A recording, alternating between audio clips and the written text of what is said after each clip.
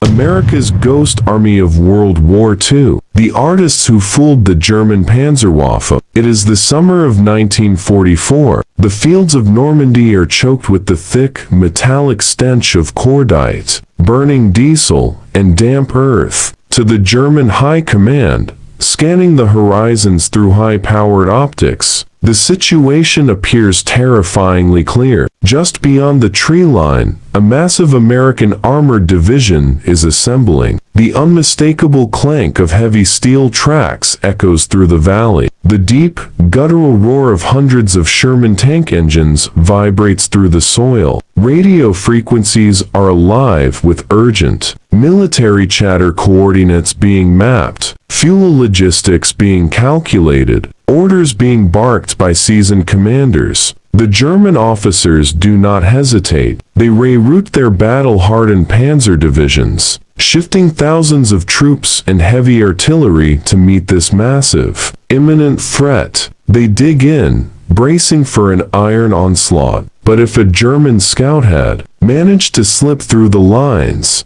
and walk directly up to one of those formidable Sherman tanks, they would have discovered a reality that defied sanity. If they reached out a hand to touch the cold, riveted armor plate, their fingers would not strike steel. They would push into pressurized rubber. If they leaned against the multi-ton war machine, it would bounce. If 4 American soldiers walked over, they would not climb inside to start the engine. Instead, they would simply pick the entire tank up by its sides, carry it across a muddy field, and set it down somewhere else. The roaring engines? They were coming from massive, state-of-the-art speakers mounted on the backs of disguised trucks, playing custom-engineered soundtracks miles away. The frantic radio chatter? A carefully orchestrated script, performed by actors sitting in tents with telegraph keys, intentionally allowing the enemy to intercept their broadcasts. This was not the United States Army's elite vanguard. This was the 23rd Headquarters Special Troops. To history, they are known simply as the Ghost Army. They were an army of painters, illustrators, sound designers, architects, and actors. Their weapons were not bullets, shells, or bayonets. Their weapons were canvas, speakers, rubber, and pure unadulterated bluff, armed with nothing but inflation valves and a staggering amount of audacity. These 1,200 men were dropped directly into the meat grinder of Europe to stand between the lethal German Panzerwaffe and the fragile Allied lines. They were ordered to stage a massive, multi-sensory lie, and if the enemy ever realized it was an illusion, the Ghost Army would be annihilated in a matter of minutes. To understand how the Pentagon arrived at the desperate, brilliant decision to send a collection of art school graduates to fight Adolf Hitler's elite panzers, one must understand the bleak mathematics of the Western Front in 1944. The Allied landings at Normandy had succeeded, but the breakthrough was agonizingly slow. The German army, though retreating, was far from defeated. They were professional, heavily armed, and led by commanders who understood the terrain perfectly. Every mile the Allies gained was paid for in blood. The Supreme Command faced a constant, terrifying problem: vulnerability. Whenever an Allied division moved to attack, it left a gap in the line somewhere else. If the Germans spotted that gap, they would drive their armored fist straight through it, cutting the Allied supply lines and turning the campaign into a catastrophe. The Allies did not have enough real tanks to cover every mile of the front. They needed an army that could be everywhere at once. They needed a phantom force that could materialize out of thin air, draw the enemy's attention away from the real bloodbath, and vanish back into the shadows. The concept of military deception was not entirely new, but it had never been attempted on this scale, nor with this level of scientific precision. The British had used dummy tanks made of wood and canvas in the North African desert to mislead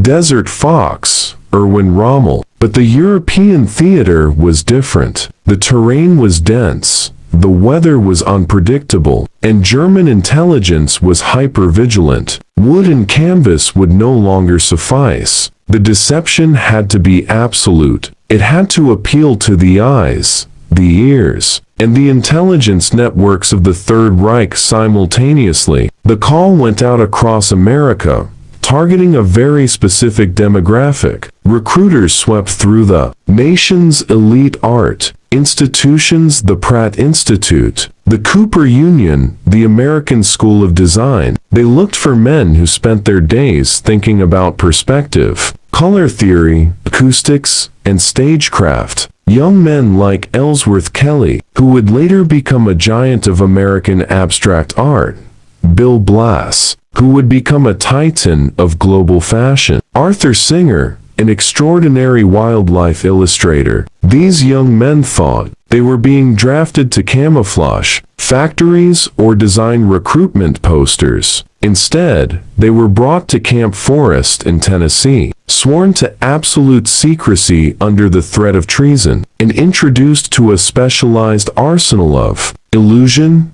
that felt more like a Hollywood studio than an army installation. The strategy of the Ghost Army relied entirely on a concept they called the 4 pillars of deception. For the illusion to succeed, it had to withstand every method of observation the German army possessed. If even one pillar cracked, the entire illusion collapsed, exposing thousands of real Allied troops to flanking maneuvers, and leaving the artists themselves completely defenseless. The first pillar was visual deception. This was the domain of the inflatable army. The engineers of the 23rd had developed a revolutionary line of pneumatic dummies. Using heavy-duty rubberized fabric, they created life-sized replicas of Sherman tanks, jeeps, trucks, and artillery pieces. These were not crude shapes. They were meticulously designed. From a distance of several hundred yards,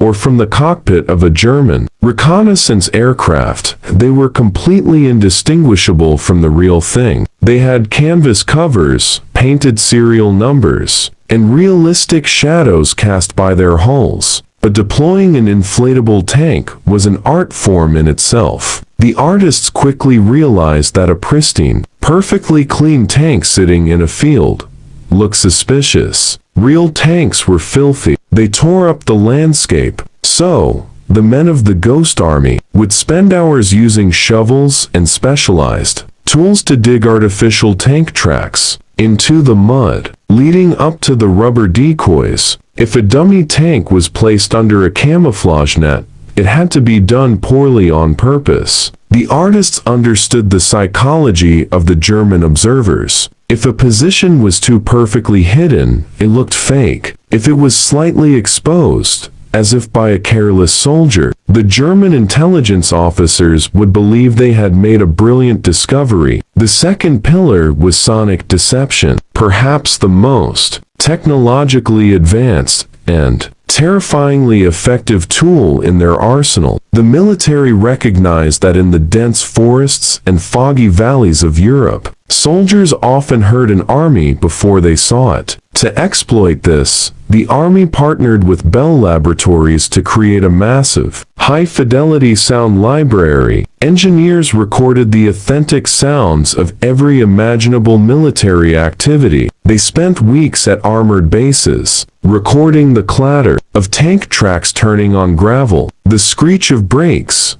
the profane shouting of mechanics, the building of pontoon bridges, and the idling engines of entire infantry regiments. These sounds were pressed onto massive, experimental 16-inch theater records. To play them in the combat zone, the Ghost Army was equipped with state-of-the-art wire recorders and colossal, 250-pound speakers designed by the military. These speakers were mounted on the backs of armored half-tracks. The acoustic projection was immense. Under the right atmospheric conditions, these sound trucks could project the convincing illusion of an entire armored division moving through the night, up to 15 miles away. The men operating these sound trucks faced an extraordinary psychological burden. They would drive through the pitch-black European nights, completely alone on deserted roads, blasting the sound of a massive tank advance through the fog. They knew that if the Germans believed the sound, an immediate barrage of heavy artillery would rain down directly on their unarmored half-tracks. They were literally daring the enemy to kill them with sound. The third pillar was radio deception, known officially as spoof radio.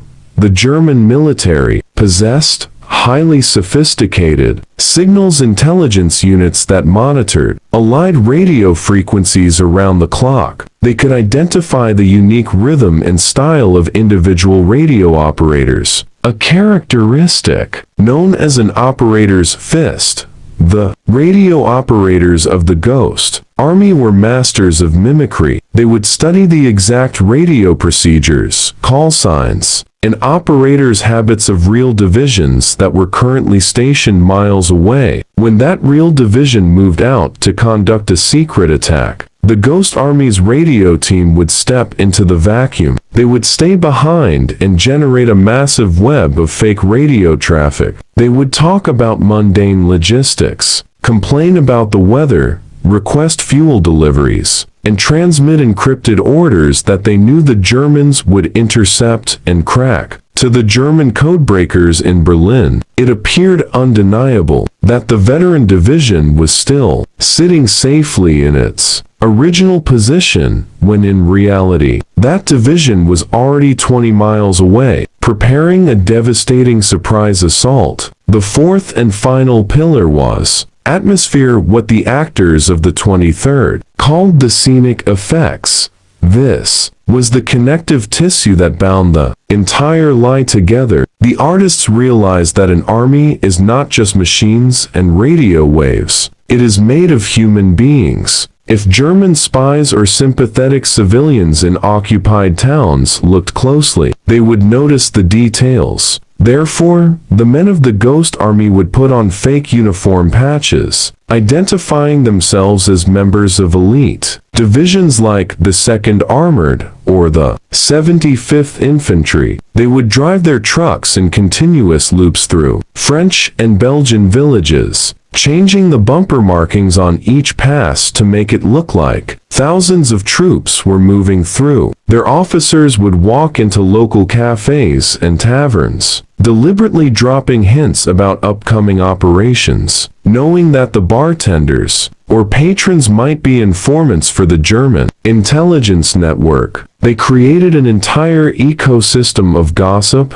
movement, and visual clutter that made the Phantom Army feel alive. The true test of this bizarre experiment came in September of 1944. During the brutal fighting along the Moselle River, the American Third Army, commanded by the aggressive General George S. Patton, was pushing hard against the fortified city of Metz. Patton's armor was moving fast, but his lines were stretched dangerously thin. A massive 20-mile gap opened up in the American line near the town of Thionville. German intelligence picked up on the vulnerability. The lethal German Panzerwaffe began massing its remaining armor, preparing to launch a catastrophic counter-offensive through that undefended gap to cut Patton's army in half. If they broke through, the American advance would grind to a halt, and thousands of men would be trapped. The only force available to fill that 20-mile void was the 1,200 artists and technicians of the Ghost Army.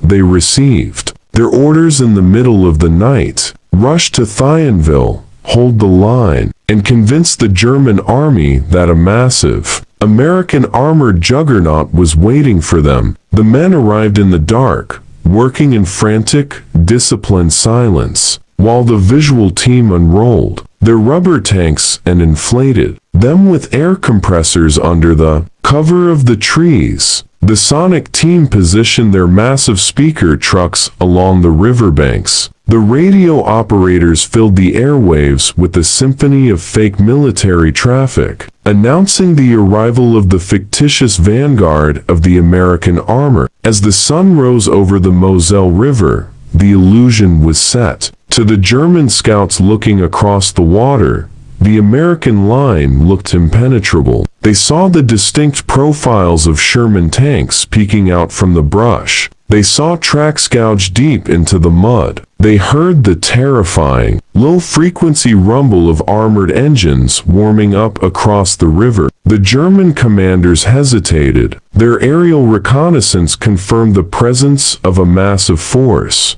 According to their calculations, attacking this position would be suicidal. Instead of driving through the open gap, the German panzers halted their advance, dug into defensive positions, and began firing their heavy artillery across the river at the rubber tanks. The artists huddled in their shallow foxholes, listening to the terrifying shriek of incoming German 88mm shells. They watched as their meticulously painted rubber tanks were blasted into shreds of smoking fabric. But every shell that hit a rubber decoy was a shell that did not hit a living American soldier. For several days, the 1,200 men of the Ghost Army successfully held a 20-mile gap against a veteran armored force, using nothing but air, sound, and unyielding courage. By the time the German command realized they had been fighting a phantom, the real American reinforcements had arrived, sealing the gap and securing the flank. But the Ghost Army's masterpiece, their most dangerous and consequential operation, was yet to come. It took place in March of 1945 during the final, desperate push into the heart of Germany,